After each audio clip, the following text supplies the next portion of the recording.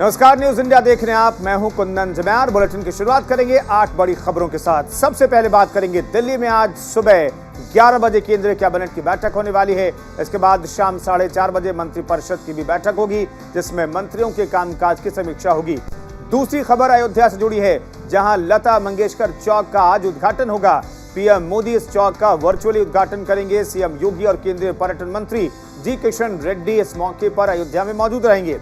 तीसरी खबर में बात होगी राजस्थान के, जहां सियासी संग्राम जारी है। कांग्रेस की अनुशासनात्मक समिति ने अशोक गहलोत के 3 करीबी नेताओं को नोटिस जारी किया है। चौथी खबर में बताएंगे आज शहीद भगत सिंह की जयंती है। इस मौके पर चंडीगढ़ एयरपोर्ट का नाम शहीद भगत सिंह एयरपोर्ट किया जाएगा। पांचवी खबर में बताएंगे समाजवादी पार्टी का 2 दिवसीय राष्ट्रीय अधिवेशन आज से लखनऊ में होगा, जिसमें समाजवादी पार्टी के करीब 25,000 डेलीगेट्स शामिल होंगे। छठी खबर में बात होगी दिल्ली में मनी लॉन्ड्रिंग मामले की, जिसमें दिल्ली सरकार के स्वास्थ्य मंत्री सत्येंद्र जैन की जमानत अर्जी दूसरे कोर्ट में ट्रांसफर करने के आदेश के खिलाफ दायर दिल्ली हाई कोर्ट में सुनवाई होगी। सातवीं खबर में बताएंगे कि 6 साल बाद नोटबंदी के मामले में सुप्रीम कोर्ट सुनवाई के लिए राजी हुआ है। आज 5 जजों की बेंच के सामने ये मामला सुना जाएगा। और 8वीं खबर में बताएंगे आपको कि आज शहीद भगत सिंह की जयंती पर दिल्ली सरकार 50 से ज्यादा जगहों पर रक्तदान शिविर लगाने जा रही है। ये 8 खबरें हम आपको दिखा रहे हैं, 8 तस्वीरें दिखा रहे हैं। 8 तस्वीरों में आप देख सकते हैं ये 8 खबरों के बारे में आज हम आपको इसी बुलेटिन में बताएंगे।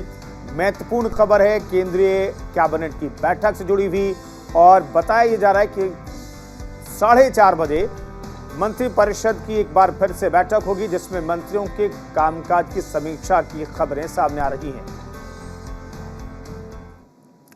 तो सबसे पहले बात आज की पहली खबर की। आज केंद्रीय कैबिनेट की अहम बैठक होने वाली है। सुबह 11 बजे ये कैबिनेट की बैठक होगी। इस वक्त की बड़ी खबर आपको बता दें, शाम 4:30 बजे मंत्रिपरिषद की फिर से बैठक होगी। पीएम मोदी बैठक की अध्यक्षता करेंगे। मंत्रियों के कामकाज की समीक्षा की जाएगी 4:30 बजे जो बैठक होगी मंत्रिपरिषद की, उसमें मंत्रियों के कामकाज की समीक्षा की जाएगी। प्रधानमंत्री हर विभाग की समीक्षा करते हैं। मंत्री परिषद के सदस्यों की भी समीक्षा करेंगे, उनके कामकाज की समीक्षा की जाएगी। लेकिन इन सबसे पहले सुबह 11 बजे जो कैबिनेट की मीटिंग है, आज केंद्रीय कैबिनेट की मीटिंग है, उस पर सभी की नजरें होंगी। केंद्र सरकार क्या फैसला लेती है, कौन कौन से प्रस्ताव केंद्रीय कैबिनेट में चर्चा के लिए लाए जाते हैं, इस पर सबकी नजर होनी चाहिए। और केंद्रीय कैबिनेट की तरफ से किन प्रस्तावों पर मुहर लगती है, ये जानना बेहद जरूरी है। फिलहाल आपको बता दें कि सुबह 11 बजे केंद्रीय कैबिनेट की बैठक होगी। कई प्रस्ताव इसमें कैबिनेट के सामने चर्चा के लिए लाए जाएंगे।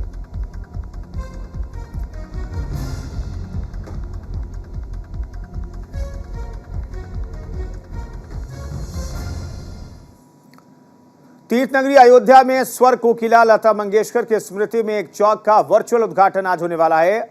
आज प्रधानमंत्री वर्चुअली इसका उद्घाटन करने वाले हैं। इस उद्घाटन समारोह में सीएम योगी और केंद्रीय पर्यटन मंत्री जी किशन रेड्डी भी अयोध्या में मौजूद रहेंगे। इस दौरान सीएम योगी रामकथा पार्क में संतों के साथ मुलाकात भी करेंगे। आमतौर पर अयोध्या जाते हैं तो संतों के साथ वो जरूर मुलाकात करते हैं। लता मंगेशकर चौक के उद्घाटन में सांस्कृतिक कार्यक्रमों का भी आयोजन होगा। लता मंगेशकर के जीवन पर आधारित प्रदर्शनी भी लगाई जाएगी। सरयू नदी के तट पर स्थित नया घाट क्षेत्र में करीब 8 करोड़ से बने इस भव्य चौक पर 40 फीट ऊंची और 14 टन वजन की 10 फीट चौड़ी भव्य वीणा आकर्षण का केंद्र बनेगी। अयोध्या के डीएम नीतीश कुमार ने जानकारी दी है कि कार्यक्रम में मुख्यमंत्री योगी आदित्यनाथ और उत्तर प्रदेश के पर्यटन मंत्री भी मौजूद रहेंगे। साथ ही मुंबई के कलाकार को भी निमंत्रित किया गया है, तो मुंबई के कलाकार भी इस मौके पर यहां पर मौजूद रह सकते हैं। भारत रत्न लता मंगेशकर जी के याद में एक यहाँ पर जो चौक है उसका लोकार्पण है, और उसके पश्चात एक सांस्कृतिक कार्यक्रम का आयोजन किया गया है। इस संबंध में जो सुरक्षा व्यवस्था है वो पूरी तरीके से चाक चौबंद है, और विशेषकर जो हमारे अतिथिगण हैं उनको और जो आम जनता है सभी को कहीं भी कोई दिक्कत ना महसूस हो, इसके लिए पूरी तरीके से प्रबंध किए गए हैं। जो पर्याप्त संख्या में पुलिसकर्मियों को नियुक्त किया गया है। इसके अतिरिक्त जो हमारे रूटीन प्रोसीजर है, जो डायरेक्शन है उसको पूरी तरीके से फॉलो किया जा रहा है। ट्रैफिक है उसको मिनिमम डाइवर्जन करके इस कार्यक्रम को किया जा रहा है, ताकि जो श्रद्धालुगण हैं उनको किसी प्रकार से कहीं कोई असुविधा ना। मोदी जी द्वारा लोकार्पण लता मंगेशकर चौराहे किया जाएगा और उसके बाद लोकार्पण के पश्चात यहाँ पे लता मंगेशकर जी की जीवनी पर आधारित एक गैलरी है, उसका अवलोकन किया जाएगा। उसके बाद रामकथा पार्क में आयोजन है, उसमें 1.25 घंटे का आयोजन है, जिसमें सांस्कृतिक कार्यक्रम और स्पीच होंगे। कार्यक्रम मुख्यमंत्री जी का है यहाँ कार्यक्रम लगभग 2 घंटे का पूरा कार्यक्रम रहेगा। लेकिन मिनट को 3 मिनट का है, 3 घंटे का है, 3 घंटे का यहाँ पर नहीं, वो तो बाकी और भी जो कार्यक्रम है सारी तैयारियां पूरी कर ली हैं। हाँ, पूरी तैयारी है, सब कुछ है। कार्यक्रम कहाँ पर इनका है? लता मंगेशकर चौक पे है कार्यक्रम और उसके बाद फिर रामकथा पार्क में कार्यक्रम।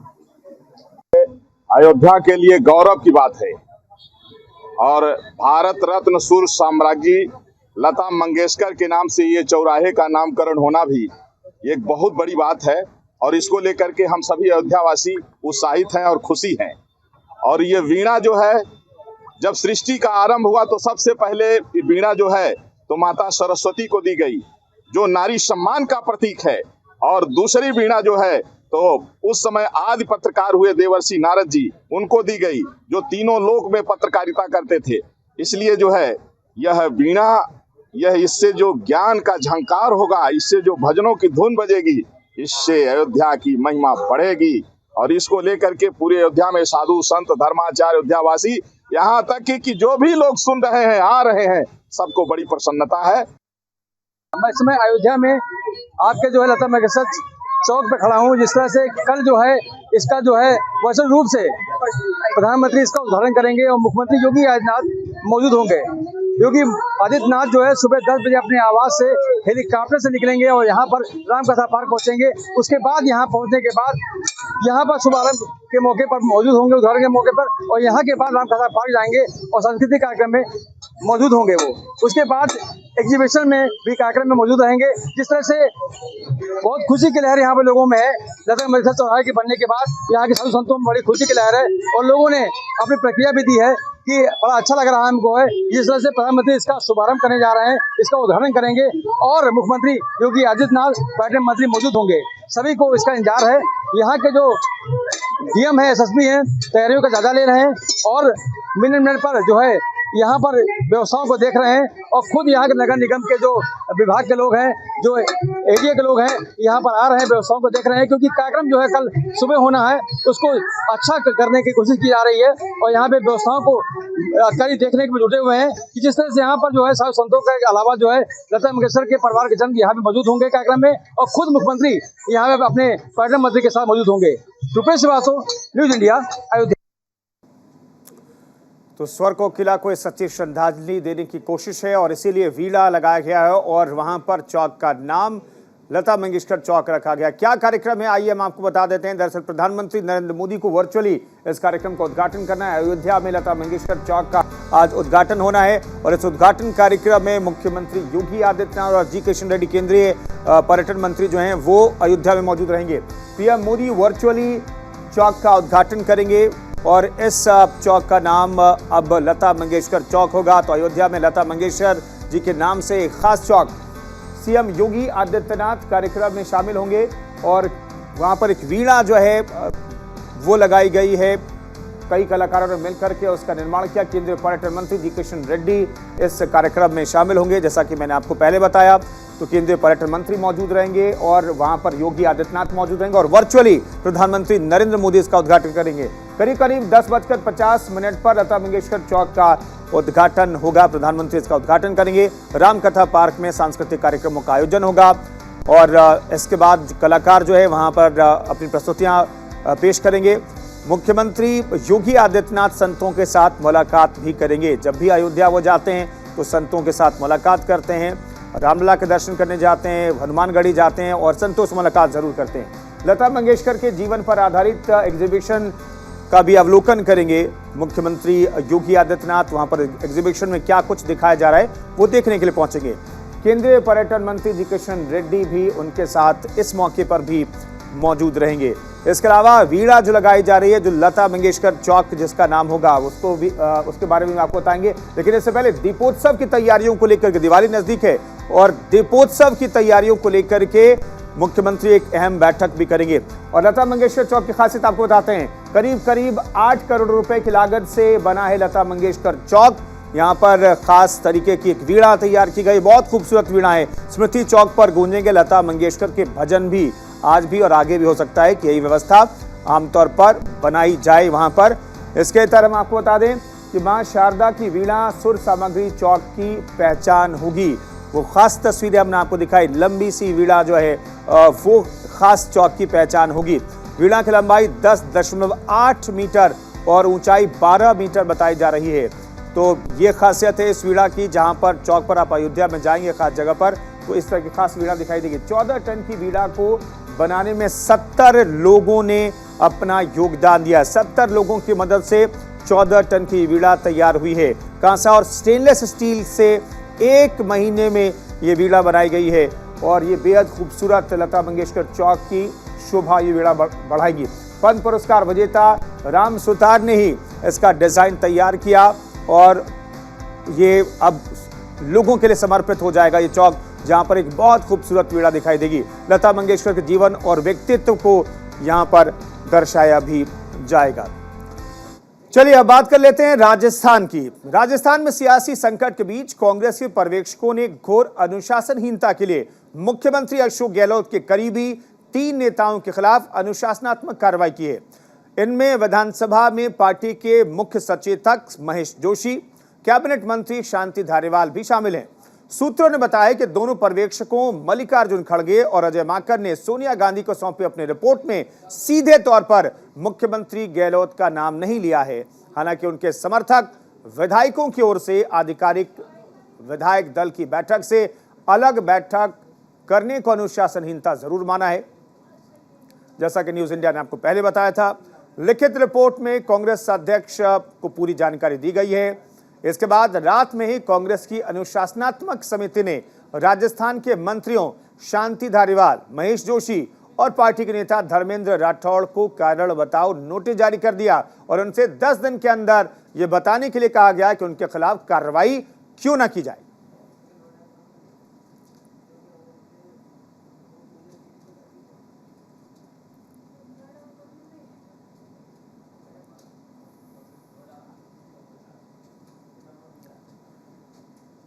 आज से चंडीगढ़ इंटरनेशनल एयरपोर्ट अब शहीद भगत सिंह के नाम से जाना जाएगा। प्रधानमंत्री नरेंद्र मोदी ने मन की बात कार्यक्रम में इसका ऐलान किया था कि भगत सिंह की जयंती के ठीक पहले एयरपोर्ट का नाम बदल जाएगा।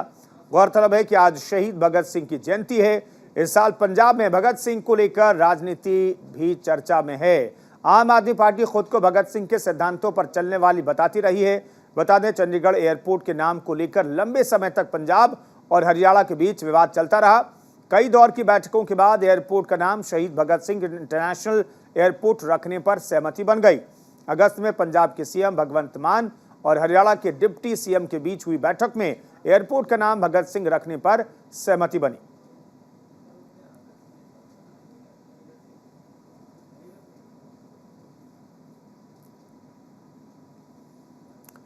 चलिए अब रुख करते हैं उत्तर प्रदेश का। समाजवादी पार्टी अपना प्रांतीय और राष्ट्रीय अधिवेशन करने जा रही है। आज प्रांतीय सम्मेलन में जहां प्रदेश अध्यक्ष पद पर मुहर लगेगी, वहीं 29 अगस्त को राष्ट्रीय अधिवेशन में राष्ट्रीय अध्यक्ष पद पर अखिलेश की तीसरी बार ताजपोशी लगभग तय है।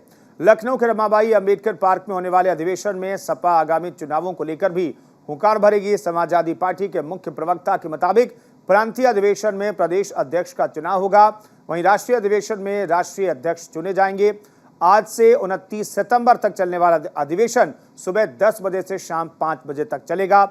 इसमें देश भर से आए 25,000 पार्टी के पदाधिकारी और कार्यकर्ता शामिल होने वाले हैं।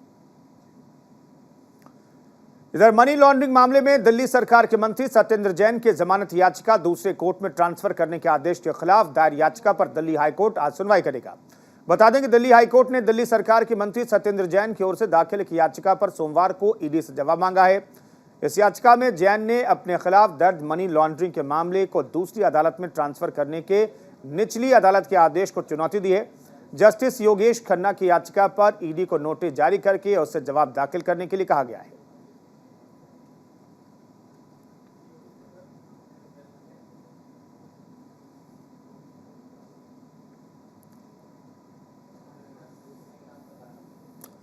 सुप्रीम कोर्ट की 5 सदस्यीय संविधान पीठ आज नवंबर 2016 में 500 और 1000 रुपए के नोटों को बंद करने के मोदी सरकार के फैसले को चुनौती देने वाली याचिकाओं पर सुनवाई करेगी। जस्टिस एस अब्दुल नजीर की अध्यक्षता वाली पीठ में justice BR Gavai, AS Bopanna, B Subramanyam और BV नागरत्ना शामिल हैं। संविधान पीठ नोटबंदी के खिलाफ याचिकाओं पर सुनवाई करेगी। ये चौथी संविधान पीठ है जिसका गठन सर्वोच्च न्यायालय में किया गया है। पीठ इन याचिकाओं पर सुनवाई के दौरान जनता और राज्य के पदाधिकारियों की अभिव्यक्ति की स्वतंत्रता से संबंधित मुद्दों के संबंध में भी सुनवाई करेगी।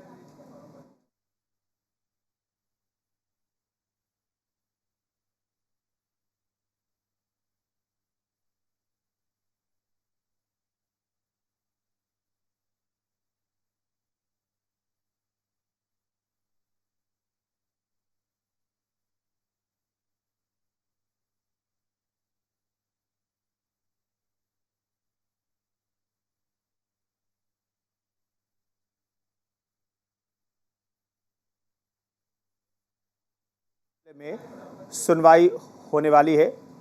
5 जजों की बेंच इस पूरे मामले की सुनवाई करेगी और इससे जुड़ा हुआ हर अपडेट आप न्यूज़ इंडिया पर सबसे पहले देख पाएंगे। आगे बढ़ते हैं। आज भगत सिंह की जयंती है। इस अवसर को खास बनाने के लिए दिल्ली सरकार कई जगहों पर कार्यक्रमों का आयोजन करने वाली है। दिल्ली के सीएम अरविंद केजरीवाल ने ट्वीट कर कहा है कि भगत सिंह ने देश के लिए अपनी जान कुर्बान कर दी। उनके जन्मदिन के अवसर पर दिल्ली सरकार की ओर से दिल्ली में कई जगह रक्तदान शिविरों का आयोजन किया जा रहा है।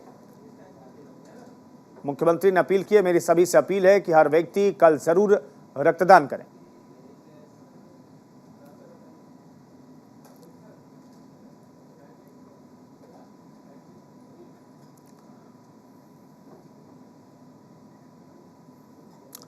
और 8 बजे की 8 खबरों में फिलहाल इतना ही।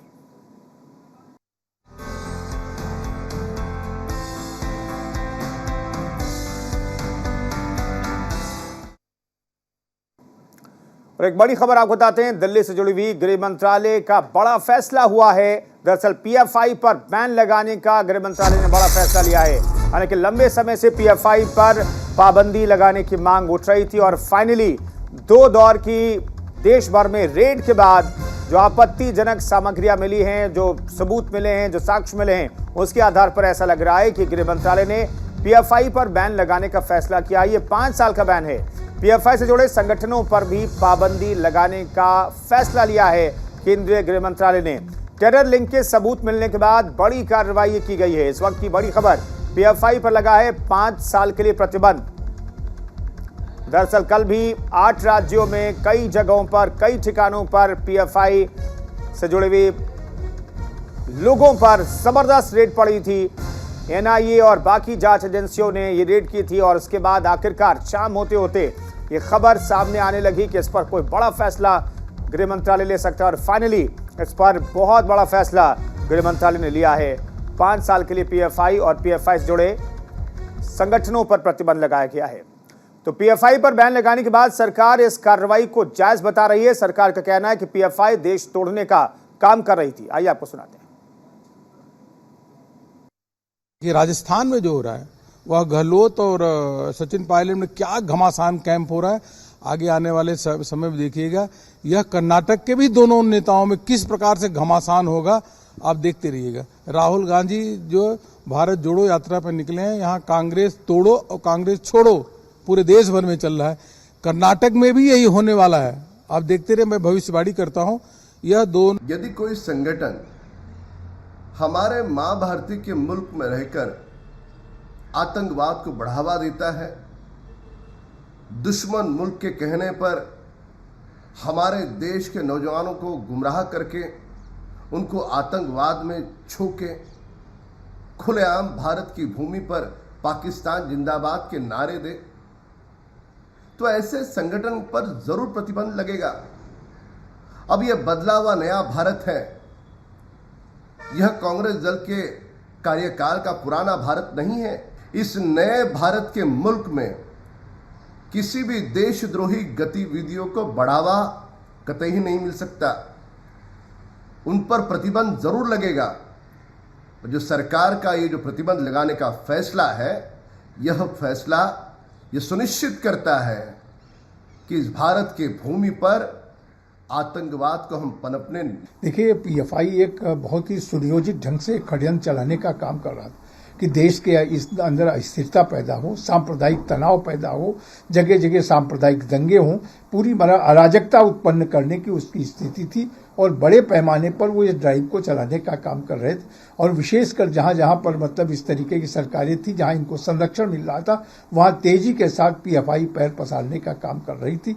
लेकिन एनआईए की जांच के बाद बहुत सारे तथ्य उजागर हुए हैं और मैं समझता हूं इसकी और गंभीरता से जांच होनी चाहिए, तह तक जाना चाहिए कि पीएफआई के कहां पर मॉड्यूल्स छिपे हुए हैं और उन सबको बेनकाब करके उनके विरुद्ध कठोर कार्रवाई की जानी चाहिए।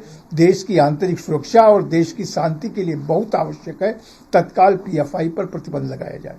देखिए, देश भर में जो दंगे हो रहे हैं और समाज को बांटने का काम हो रहा है, अलगाववादी ताकतें के रूप में काम करना, यहाँ तक कि कुछ आतंकवादी घटनाओं में भी शामिल होने का प्रमाण पीएफआई के माध्यम से जो घटनाएं हो रही है वो इन्वॉल्व रही है। इसलिए यह संस्था जो है जिसमें विदेशों से पैसा आता है और समाज को, देश को अस्थिर करने का काम करती है, इस पे बैन तो होना ही चाहिए। बहुत अच्छा निर्णय है। हमने राजस्थान में भी देखा था। राजस्थान में भी जिस प्रकार से कई जिलों में, करौली में, जोधपुर में, कई जिलों में, उदयपुर में, कई जिलों में वहां पे दंगा हुआ, उसी समय हम कहते हैं कि पीएफआई का उसमें हाथ है। सोची समझी षड्यंत्र के रूप में हाथ था। यहां तक कि जब यहां पे भी सरकार थी, हमारी इनकी सिद्धरमैया की सरकार थी, उस समय भी 23 से अधिक हिंदुओं की हत्या हुई थी, प्लान्ड वे में हत्या हुई थी। ये जरूरी है कि देश को एक रखने के लिए, अखंड रखने के लिए इस पर देखिए, बात यह है कि पीएफआई जैसे आतंकी संगठन पर प्रतिबंध लगाने की मांग वर्षों से उठ रही थी और जो मुस्लिम तुष्टीकरण की नीति में अंधी जो कांग्रेस और जो कांग्रेस की कोख से जन्मी पार्टियां थी, उनको राजनीतिक प्रसर देने का काम वो लोग कर रहे थे। अब भारत सरकार ने एक अभूतपूर्व निर्णय लिया है, स्वागत योग्य फैसला है। ऐसे सब आतंकी संगठनों पर और आतंकियों के पनाहगार और पैरोकारों पर प्रतिबंध लगना बहुत ज़रूरी था, जो कि समय पूर्व सरकार ने लगाया कम से कम। और अब देखने वाली बात यह भी है कि जिस तरह से सिमी के बाद में पीएफआई खड़ा हुआ, अब कोई और आउटफिट ऐसा न खड़ा हो जाए, इसकी व्यवस्था भी सरकार को करनी पड़ेगी। सर, इसी के ऊपर मेरा सवाल है कि पीएफआई के साथ साथ जो पीएफआई के जो संगठित हैं, जो कुनबे को समाप्त नहीं करोगे। आतंक का कुनबा था ये पूरा का पूरा। इस आतंक के कुनबे को जब तक पूरा समाप्त नहीं करोगे, तब तक आतंकवाद की समाप्ति नहीं होती। लेकिन बात ये भी देखने, इधर कर्नाटक के गडग से एक बेहद चौंकाने वाला मामला सामने आया है, क्योंकि सरकारी स्कूल में निबंध प्रतियोगिता विवाद का कारण बन गया। दरअसल स्कूल प्रिंसिपल ने छात्रों के बीच निबंध प्रतियोगिता कराई थी और इस प्रतियोगिता का टॉपिक तय किया गया था पैगंबर मोहम्मद साहब। बस यही बात हिंदुवादियों को नागवार गुजरी। वो स्कूल पहुंच गए और प्रिंसिपल की पिटाई कर दी। हिंदुवादियों का आरोप है कि स्कूल प्रिंसिपल ने साजिशन विवादित टॉपिक रखा, जबकि स्कूल प्रिंसिपल ने हिंदुवादियों के आरोपों को निराधार बताया।